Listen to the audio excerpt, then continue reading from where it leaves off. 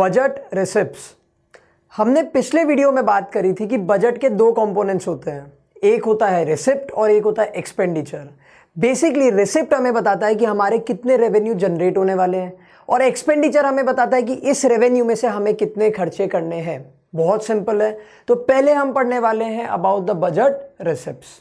It is the estimated money receipts of government from all sources, मतलब सारे के सारे सोर्सेज मिला लो तो गवर्नमेंट के एक फिस्कल ईयर में कितनी एस्टिमेटेड इनकम है। मैं हर जगह पे एस्टिमेटेड वर्ड यूज कर रहा हूं, डोंट फॉरगेट इट। तो बेसिकली आप सारे के सारे सोर्सेज मिला लो, be it revenue receipts, be it capital receipts, be it tax receipts, be it non tax receipts, आप सारे के सारे रिसिप्ट्स को कंबाइन कर लो। उसके बाद में भी गवर्नमेंट के एक फिस्कल ईयर की कितनी एस्टिमेटेड रेवेन्यू होगी, that is budget receipts. Can be further classified as revenue receipts and capital receipts. ये बहुत इंपॉर्टेंट है। रेवेन्यू रिसिप्ट्स मतलब क्या होता है? All such receipts refers to those receipt which neither create any liability nor cause reduction in assets.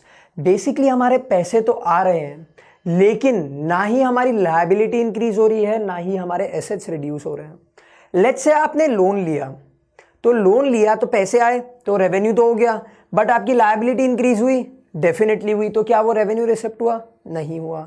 Let's say आपने अपनी car cell करी, पैसे आए तो ये रिसिप्ट हो गया, बट आपकी असेट रिड्यूस हो गई, तो वो रेवेन्यू रिसिप्ट नहीं हुई। कैपिटल रिसिप्ट की अगर मैं बात करूं, refers to those receipt which either create any liability. Loan लेना, लायबिलिटी क्रिएट हो गई, पैसे आए बट लायबिलिटी क्रिएट हुई, हो गई, तो वो कैपिटल रिसिप्ट हो गया। और कॉजेज रिडक्शन इन असेट्स, आपने अपनी कोई असेट सेल कर दी लेट्स से, या फिर मॉर्गेज करके लोन ले ली, तो असेट क्रिएट हो गया, असेट रिड्यूस हो गया, I am so sorry, asset reduce हो गया, तो वो भी क्या हो गई? Capital receipts.